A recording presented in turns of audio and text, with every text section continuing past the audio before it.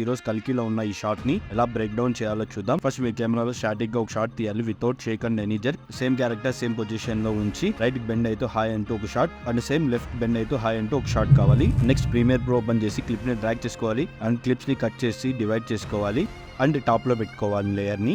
And same as it is left right కూడా cut చేసి add చేసుకోవాలి. అండ్ నెక్స్ట్ టాప్ లో ఉన్న వీడియో లేయర్ ని అండ్ రైట్ క్లిక్ ఇచ్చి రీప్లేస్ విత్ ఆఫ్టర్ ఎఫెక్ట్ అని క్లిక్ చేస్తే డైరెక్ట్ గా మీకు ఆఫ్టర్ ఎఫెక్ట్ లో ఓపెన్ అవుతుంది. అండ్ ఆఫ్టర్ ఎఫెక్ట్ లో ఓపెన్ అయిన తర్వాత రోటోస్కోపింగ్ టూల్ తీసుకొని సెలెక్ట్ చేసి అండ్ ఈ వీడియోలో ఉన్న క్యారెక్టర్ ని మాత్రం కట్ చేసుకోవాలి.